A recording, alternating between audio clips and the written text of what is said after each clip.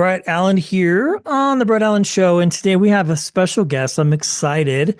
This is how technology and social media works. I was on TikTok and I started seeing clips randomly of Blown Away. I know we're talking with actor and storyteller, podcaster Nicole Eggert. She has a new documentary that's on Hulu right now, a Baywatch Moment in the Sun, of course, Perfectly Twisted podcast. But yeah, it was the most random thing. I was like, why have I not reached out to see if we can have her on the show? So thank you for your time. I appreciate it. Absolutely. I love that. How come I don't get clips of Blown Away? I know. The algorithm is off here. I know. It's very strange. Like I was talking to David Lasher a while ago and I started seeing clips of White Squall on TikTok, his film.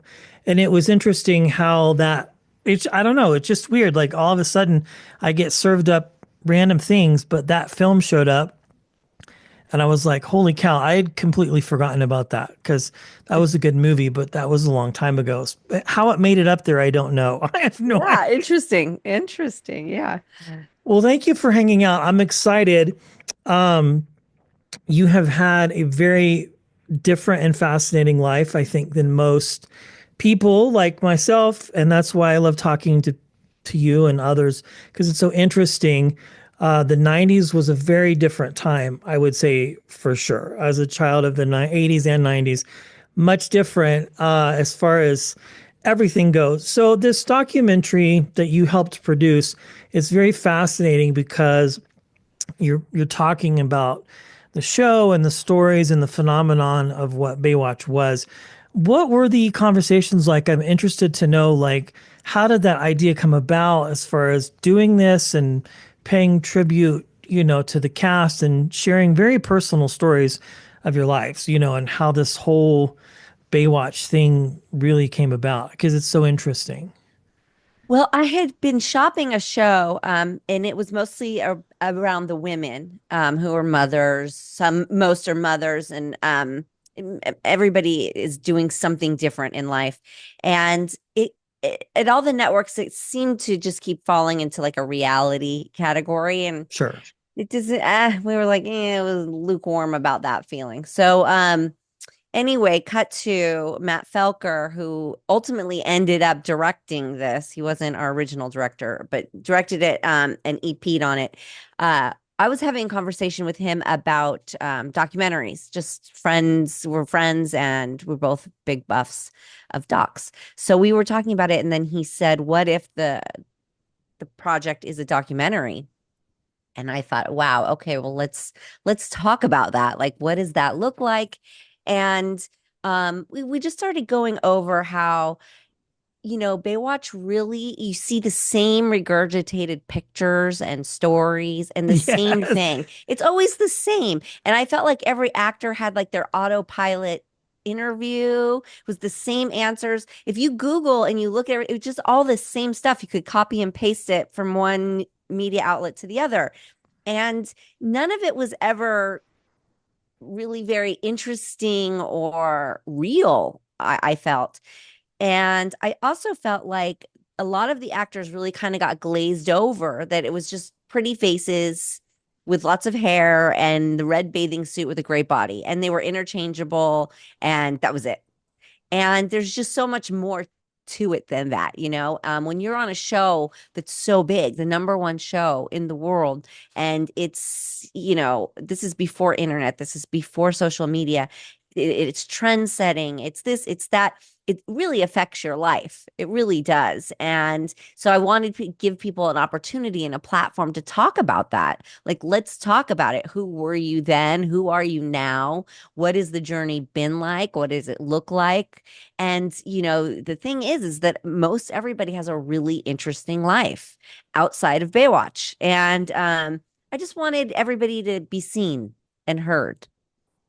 I love that. Yeah, it's to your point. It is interesting. Like if I Googled, well, I have a 10-year-old. He has no idea what Baywatch is at this point. Right. But like, when I was that age and up and on, television was much different in the 80s and 90s. My parents kind of just let me watch everything and I got exposed to that. But it is interesting to your point, this Like it's very myopic, the portrayal that show has. So that's why I found this one so interesting because you really get to know everybody so well. So when you're reaching out to your castmates, is the response, yeah, let's do it. I think this is a cool opportunity. I know it can vary depending on the person, like it's was part of their life and they don't want to relive it anymore. I don't know. I guess it depends on the situation. Sure. Yes. And I think a lot of them know that about me as well, that I'm also pretty particular about which things I'll participate in and how are we going to portray it and what are we, I try to do all the positive, good things that go along with Baywatch. And most people, for the most part, were, I said, we've got this different take on it. And they were, most people were on board. There's a couple people that maybe needed a little bit more coercing than others, but not for the most part. Most part, people trusted and they trusted me and they let me introduce them to Matt, who ended up directing it. And really were open and honest and giving a different interview than they normally would. At first they still started to do their autopilot interviews and we were like, wait, this isn't what we want. We want people to know you. And with the show being it's always streaming somewhere new, and there's sort of a new generation of audiences, and there's nothing for them to look at of who these people are or who these actors are. If you were to Google, it would take you back to the 90s. And again, it would be these same silly, fluffy articles. And so much has happened between then and now. And people have evolved so much. So yeah, I think it's very interesting to be able to see the cool side of Baywatch, which I think, when the show was out, it was always a guilty pleasure. It was always that show that nobody's watching, but it's getting the number one ratings. Yes. Nobody wants to admit to watching it. So, it's fun that we could have it in the lap of like coolness now, iconicness. It's an icon. It's an iconic show with iconic actors and the bathing suit's iconic. And now we can talk about it like in a higher regard. There's a different appreciation for it now. Yeah, no one would openly say, I watched Baywatch the other night. They'd say, a friend recommended this really interesting show. Right. It's got beautiful people in it. They wear bathing suits. They run up and down the beach. The water cooler conversation of the 90s. Yeah, Yes, that is very cool. And I think there was even a movie that was made a few years ago. I don't know. I never saw it, but like an there was. homage to, I think, Zac Efron and a Zac few other Efron, The people. Rock. Yeah. Uh-huh. Yeah, there was. And it was fun. It was a fun movie. But yeah, it just shows you how, people do remember it very well from the 90s. But it's funny because when the documentary first uh released, got the press release, the comments were the same again. There was people going, "Oh, I never saw it. I never saw it. I've never seen an episode." And most of the comments were that. And then there'd be that one person that's like, "Well, somebody had to have watched it." Yeah. It's just, but people still, "Oh, I never saw it. I never saw it." Okay. So, it's just still the same. I found that funny. The humor in that was not lost on me. So, Yeah, I would say so. Considering that you starred in it for several episodes, yeah. that's funny. I love that. Well, one of the other things that I love is that you're a parent, and you from time to time will post, your experiences with your child and things. Given your life in the entertainment industry, the ups, the downs, all the things that you've encountered in your life, we'll get into that a little bit. Do they show any interest in this at all? Would you, knowing what you know now and the things that you've experienced, would you allow that? I don't want to put you in the corner necessarily, but I'm interested because I'm a parent.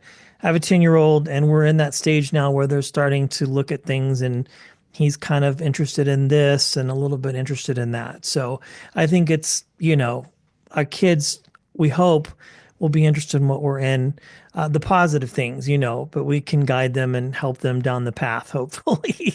Yeah. Well, I mean, I think my kids think it's cool. My young one especially thinks it's cool, and it really neat. And the backstage things she gets to experience, she definitely finds very cool and neat. I took her to Dancing with the Stars last night, and she took a picture and sent it to her friend. And her friend's like, "How do you have those seats? How do you have that VIP treatment?" And so she loves that kind of stuff, but there's no interest yet in or at all in wanting to be an actress herself, nor my oldest. She's 26 now, so she can make her own decisions, but she has no interest in it either. So I don't really have to deal with that. That's not on the table for me.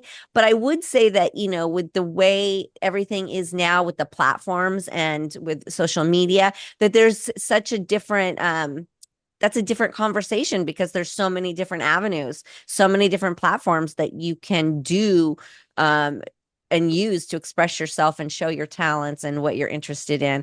So, back in my day and before all the social media, it was if you wanted to be in it, it was like, okay, we have to find an agent, we have to do headshots, we have to go on auditions, we have to do all of that. There was one way to do it. Now there's so many alternatives, there's so many options. So, um, there's ways of testing the waters, I suppose, by, having TikTok and things like that. But again, for me, I haven't had to even think about that because it's not something my kids are showing any interest in. Yeah, that's very cool. I love that. So, when you do go out and do things like, Dancing with the Stars and people see you and meet you, or you're working on something, do you get solicited by young actors, actresses for advice that come to you because of you, of who you are, and people know who you are and all the projects and films and things that you've done in your life? Do people ask you, hey, I'm interested in this, do you have advice to get started? Or is it kind of the same thing that you just mentioned, like with all the platforms and social media now, there are ways to kind of see and put your content out there instead of doing it the way that you had to do it when you started in the industry? Yes, yes, and yes to both of those. Yes, people ask me. I also get a lot of writers who want to get something produced. Um, it's a really tough industry, and it's not like it was where I could call somebody and say, "Hey, will you look at this person's stuff?" It's just really not like that anymore. It's the market is so saturated and everybody is so busy, and but yes, we have the ability to be anywhere in the United States. You don't have to move to LA or New York anymore. You can be anywhere and you can, you know, show your talents online and use that as a platform. So it's just very different. And it's sort of this thing of there is no structure. There's no right and wrong way to do it anymore. It's all for the taking. And it's all in the air and it's all up to you. I mean, if you're somebody who wants to get started, you just have to start working at it and just start making the connections. And, you know, people just get discovered in so many different ways now. Yeah, well, let's go back to your origin story. I'm obviously doing research and, your life and all the projects that you've done. Was there one thing in particular that interested you, Nicole, about the business or something that you saw on TV? I think the origin story is fascinating because, it's your job and your career you've had is not like anything else anybody does. Not the 8 to 5 that I have. It's so different. Was there something that made you go, okay, I want to do this and really just kind of get into it? Because you had a lot of success early on and have continued to work, at this point, the things that you want to do versus, maybe the machine that you were a part of at a young age and just, as you said, going out, auditioning, getting agents, getting managers, and that sort of thing. Yeah, well, I was so young that the industry wasn't something I like sought after. It did kind of fall into my lap. So I really look at it as that this was just my destiny. This is just where I was supposed to be, what I was supposed to be doing because at 4.5, 5 years old, um, you're just living life like through these eyes of like anything is normal. Whatever's introduced to you is what's normal. And I think that doing things like Mattel commercials, getting to see the new toys before they were out and like get your hands on them and play with toys, the new Barbies, all the things that you got to see first and experience first made it exciting. Those always became, my favorite jobs that I wanted was the commercials for the toys, for instance. And then I sort of got bit by the acting bug. I did a movie of the week, probably 6 years old, 7 years old, something like that, and just had such a fun time on set and seeing the process and the production side of it, because that's still my favorite part of the industry in general is the production side. Um, like at Dancing with the Stars, that's what I was looking at. I'm looking at the camera rigs and how the props are moving in and out. I like the production side of things. So, I kind of just fell in love with that, with the process. And I just kept doing it and I just kept auditioning and kept booking jobs and it just became what I did. And there really was no looking back. Because other people will ask me all the time, what else would you have done?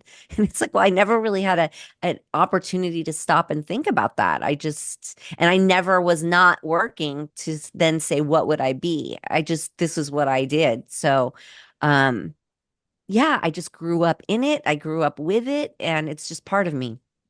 Yeah, I did find that question always interesting because, like, there is the path that some people take where they have to work a job and wait tables, and then they get work, and then they go back to waiting tables or whatever. But you like did it and never stopped. That's the thing. Like, it was from one show to another, to a film, to a series.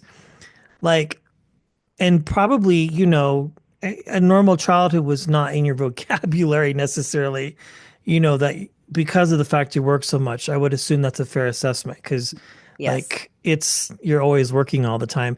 When you're doing that, like how do you build relationships with other people and have friends?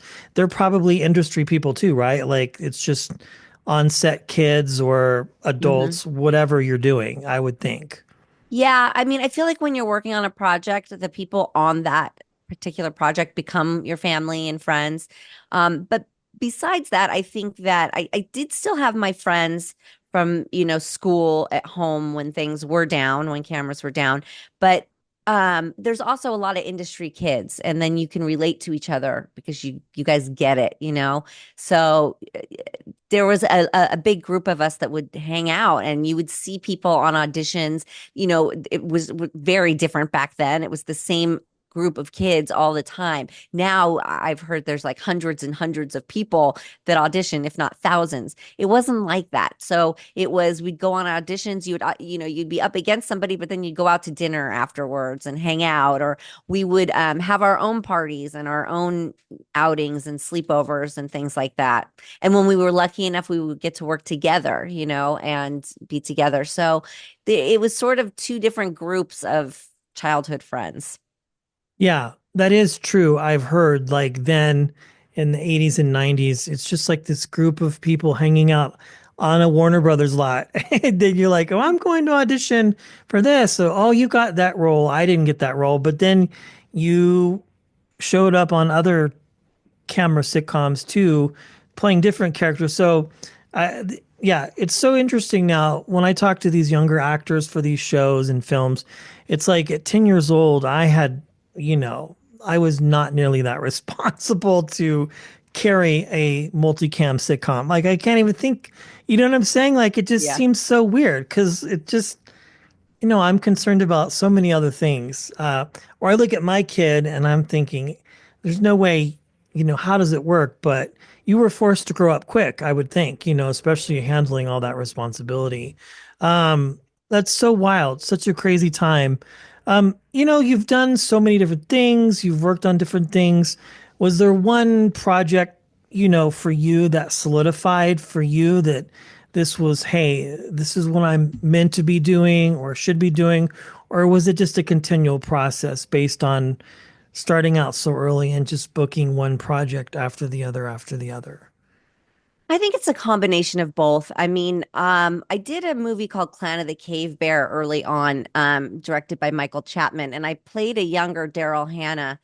And it was such a process. This movie took a year, I think, to film. It was on location. We had to learn different languages. It was about cave people and Cro-Magnons and the beginning of time and love and all of these things. And we would take helicopters to locations, and it just was one of these amazing experiences that definitely made me know I was in the right place, that this is what I wanted to be doing. But I also think going from project to project and seeing the way different types of projects work and the production and how it all goes down also always kept me very interested, because like a big budget movie like that compared to a lower budget movie that shoots in four would used to shoot in 4 weeks, compared to a commercial, compared to a sitcom, just all the different things. I did some stage work. It just really kept it interesting and amazing, and I love all of it. Like there's not one that I don't like. So um I think it just always kept me very interested and intrigued and wanting to keep going.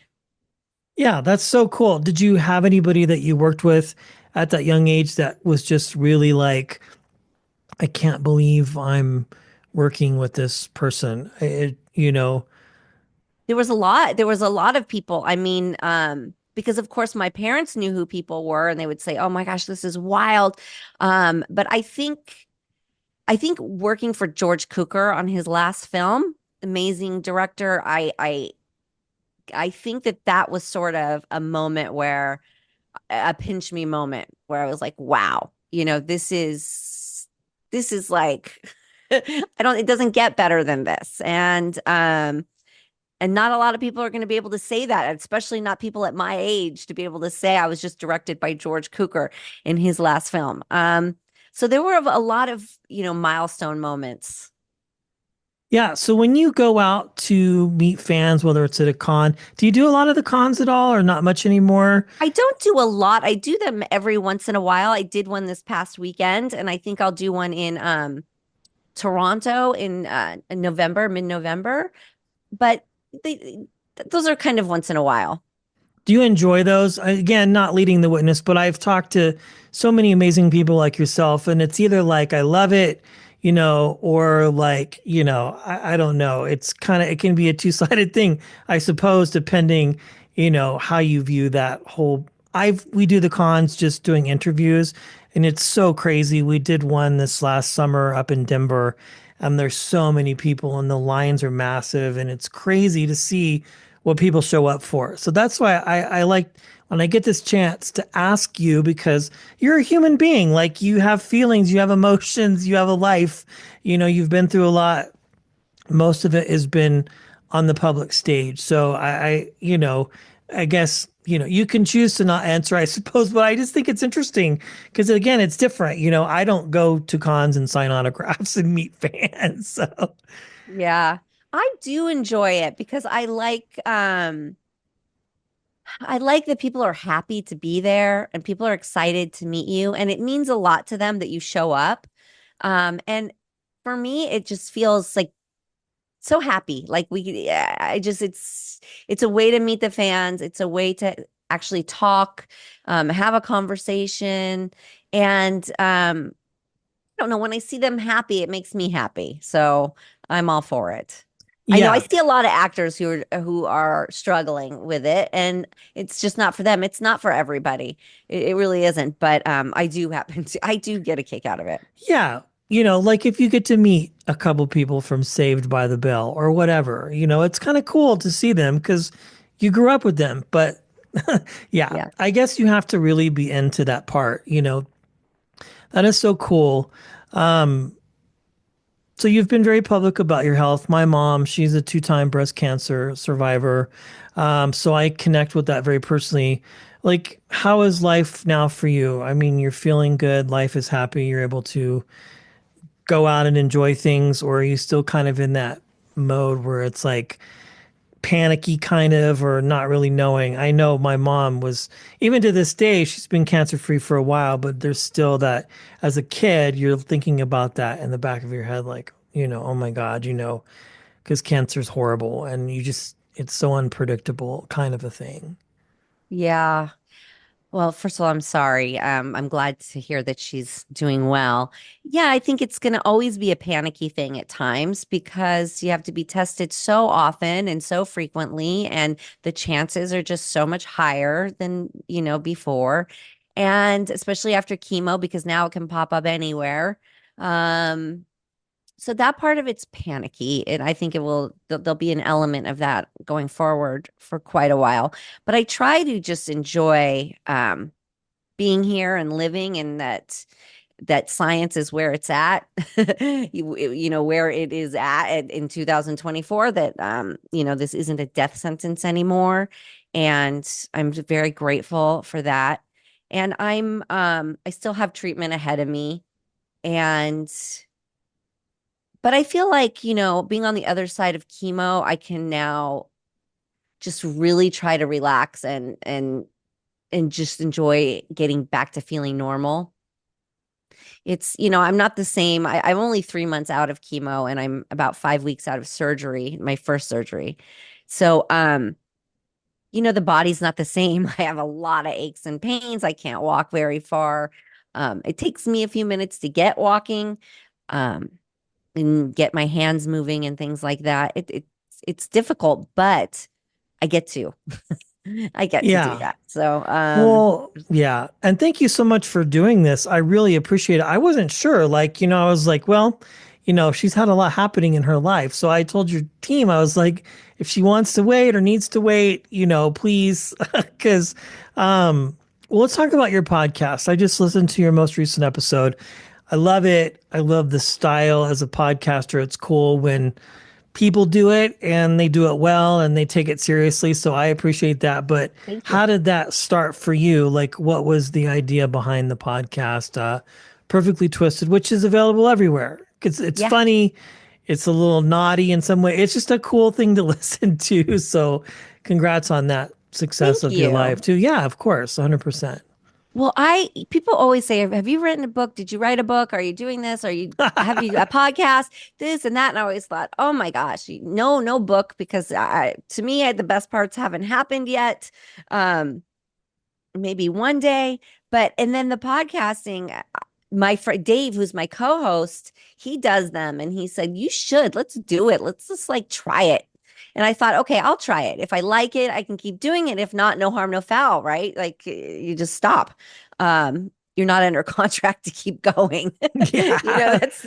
That's the beautiful part. And you can make it whatever you want. Like, I get to make it however I want, talk about whatever I feel like. And so I tried it, and I ended up falling in love with it. And yes, it's a great outlet for me to be able to bring guests on and talk about things and learn things about other people and friends and actors and all kinds of people, and just, to sort of, I find it almost therapeutic. And yeah, it's a good time. It's almost like, in this day and age, and especially me being at home so much, um, it's sort of like a social aspect to it as well, because that's why we get to, like, I'm so happy we get to do these things like this. Otherwise, back in the day, this would have never happened, right? Never. Because We would not be having this no, conversation and that's in what's any sort of amazing. way whatsoever. Like, even if I was an extra on a show, we might exchange pleasantries, but like we wouldn't be talking about your life and like Right, personal right. matters. That would be like, get this guy off the set. Who does he think he is? Well, so yeah, this is the beauty of the internet. There are beautiful things about the internet. So I love it. I just love it. Yeah. I always say that when I get very lucky enough to talk to great people, yourself included, obviously, it's like it's a medium. You've worked hard, you've made good relationships and trust. And so we get to talk and people say yes, but yeah, not normally. Do you have a favorite guest that you've had or somebody that you have coming on that you're excited about? Or is each episode its own special moment for you that you get to share with somebody? Well, yeah, I think each one is special, and they're so different. Each one is very special to me. I have Danielle Fishel coming up next. So that'll be a great one. I have Brandy Roderick coming up soon. She just finished a movie called Wineville for horror fans. Um, I had Alyssa Milano on not too long ago, who was a fantastic guest because we've been friends for so long. We've been friends Yeah. since we were kids. Um, and Dave, my co-host, used to come to the tapings of Charles in Charge. So we all Okay. kind of knew each other from those days. So it's That's so just wild. I know, it's so wild. So those are always fun when you get to go back and reminisce. But I really loved almost all of my guests. They've all been pretty fantastic and Yeah, that's contributed something completely different than, a different, they're all very different.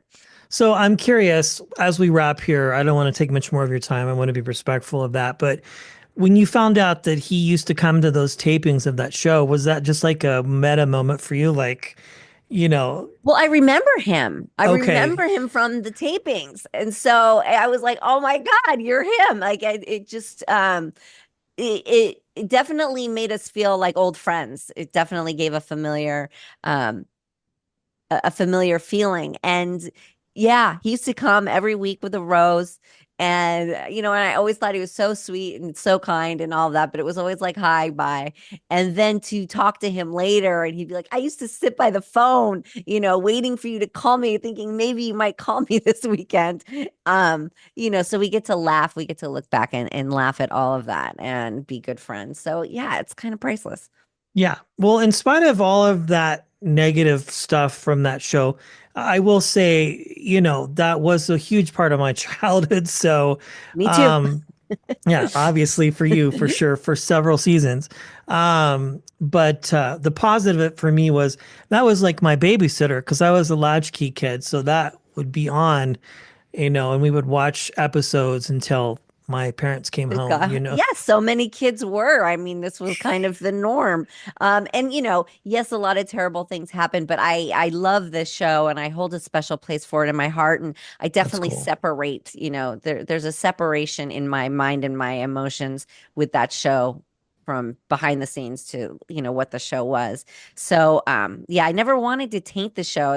That was one of the hardest decisions because I don't want to taint it for people. I want people to know that I do have a genuine fondness and love Sure. for that time and for that show. And yeah, it was a good time. Well, that just attributes to your maturity and your creativeness as an artist, where you're able to address it and deal with it. Not to dwell on it too much, but since it came up, but also be able to hold a special place for the fans, because that's a whole nother.